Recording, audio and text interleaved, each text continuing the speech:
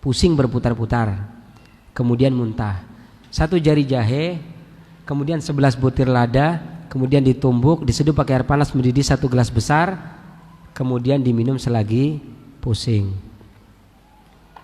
Saya penyakit prostat, sudah diakupunktur dan seterusnya. Akar alang-alang 1 ikat, kemudian direbus dengan 2 gelas air sampai mendidih, disaring bagi 2, diminum pagi dan sore. Kenapa setiap saya melakukan bekam saya selalu pusing? Sudah 2 kali saya melakukan bekam dan kedua-duanya bekam tidak selesai dikarenakan pusing. Ada midah haja, keluarkan darah jika dia bergejolak. Kalau tidak bergejolak jangan dikeluarkan. Itu Ibnu Qayyim yang ngomong ya. Seorang ayah umur 37, anak 2 orang, sudah kurang lebih menikah 13 tahun terakhir ini. Anak kena sariawan. Datanya lengkap sekali ya. Sembuh 2 minggu, kambuh lagi. Sariawannya di mana? Kalau sariawannya di lidah karena panas jantung, kalau sariawannya di bibir karena limpa lambung. Kalau sariawannya dikarenakan di lidah, maka bisa minum yang pahit seperti daun saga. Kalau sariawannya di bibir, bisa minum yang manis seperti jus tomat. Abu saya menikah udah 6 tahun. Lalu sampai sekarang saya belum diberi keturunan. Istri saya ada kista 4,6 cm. Mohon bantuan solusi herbalnya. Apa yang bagus? Bagaimana untuk menambah kualitas sperma? Untuk menambah kualitas sperma ada dengan 2 cara sekaligus. 1 untuk 2 suami istri. 1 jari kunyit, kemudian asam jawa sebesar telur burung puyuh 2, kemudian gula aren secukupnya direbus dengan 2 gelas air sampai mendidih, saring bagi 2, minum pagi sore. Buat istri dan buat suami. Yang kista ya buat kista, yang suaminya. Dan kunyit ketemu dengan asam itu akan memperbagus kualitas sperma. Adapun yang meningkatkan ereksi adalah jahe. Yang mempertahankan lama adalah jahe dan adas. Yang memperbagus kualitas sperma adalah kunyit dan asam. Apa obat herbal untuk penyakit usus buntu yang disertai dengan mah? 1 jari kunyit, kemudian ditambah dengan 1 jari temulawak, ditambah dengan 1 jari temu hitam, direbus dengan 1 gelas air sampai mendidih, saring diminum 1 kali sehari. Saya punya keluhan mata minus. Sehari minum air wortel 100 mili atau air lobak 100 mili. Jangan lupa dibekam di bagian titik hati dan mata. Orang yang muntah darah itu termasuk membersihkan lambung? Tidak, muntah darah itu panas darah. Darah keluar dari pembuluhnya karena panas. Kalau di dasar orang yang muntah darah dikatakan orang yang termakan racun. Orang tradisional, orang klasik mengatakan racun itu artinya panas. Jadi benar, racun panas. Saat ini suami saya berusia 45 tahun, sejak usia 30 tahun terkena asam urat. Apa herbalnya?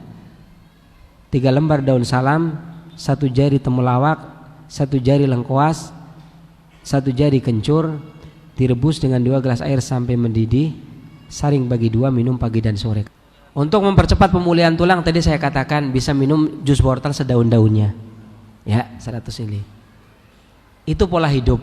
Kita bikin yang ringkas-ringkas-ringkasnya, meringkas dari pola hidup yang ada. Sebenarnya itu belum pola hidup, tapi cuplikan dari pola hidup. Ya paling tidak walaupun cuplikan dapatlah, ya kan, nyantol. Paling tidak antum pulang tidak tidur terlalu malam lagi. Minimal demikian, bangun tidur menjadi segar. Ya, orang yang tidur malam tidak mendapatkan nutrisi, berhubungan seksual pun menjadi lemah. Terhadap anak-anak akan kurang pertumbuhan badannya. Maka perhatikan pola hidup. Perhatikan makanan. Tidak ada makanan yang nggak beres. Ada yang bilang saya orang Padang, wajar dong kalau saya kolesterolnya tinggi. Tidak. Masakan Padang itu tidak selalu menaikkan kolesterol. Tidak. Ya, kalau masaknya benar.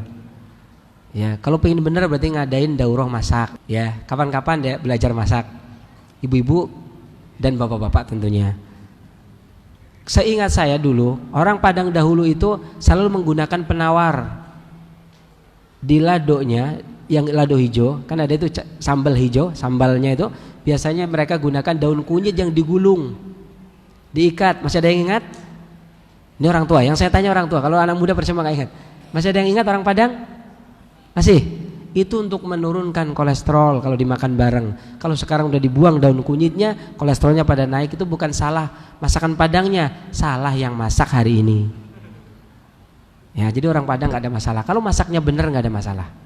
Yang lado hijau, kan ada itu sambal hijau, sambalnya itu biasanya mereka gunakan daun kunyit yang digulung, diikat. Masih ada yang ingat? Masih ada yang ingat orang Padang? Masih? Itu untuk menurunkan kolesterol kalau dimakan bareng. Kalau sekarang udah dibuang daun kunyitnya, kolesterolnya pada naik. Itu bukan salah masakan Padangnya, salah yang masak hari ini. Ya, jadi orang Padang nggak ada masalah. Kalau masaknya bener nggak ada masalah. Bagaimana akidah mereka? Siapa yang mencetuskan Syiah? Kemudian bagaimana kedudukan para sahabat di sisi mereka? Lebih khususnya lagi kedudukan Abu Bakar, Umar, Aisyah, Hafsah radhiyallahu taala anhum di sisi mereka. Rafidah ini yang menolak imamah kepemimpinan Abu Bakar dan Umar, berlepas diri dari mereka berdua, mencela mereka berdua, serta menghina para sahabat Nabi sallallahu alaihi wasallam. Syiah berbeda dengan agama Islam. Bukanlah bagian daripada agama Islam. Apabila kita mengkaji dari awal sampai akhir, maka tidak akan kita temukan satu pun titik, satu pun sisi yang membuat kita bisa bersatu dengan Syiah. Maka pantaskah kita mengatakan bahwasanya mereka adalah bagian daripada Islam? Tidak, mereka adalah musuh-musuh kita. Mereka telah menghina Allah, mencaci maki Allah, menghina Al-Quranul Karim. Di mana kita sebagai hamba-hamba Allah Subhanahu wa taala yang beriman kepada Allah? Di mana kita sebagai hamba-hamba Allah Subhanahu wa taala yang berpegang teguh kepada Al-Qur'an?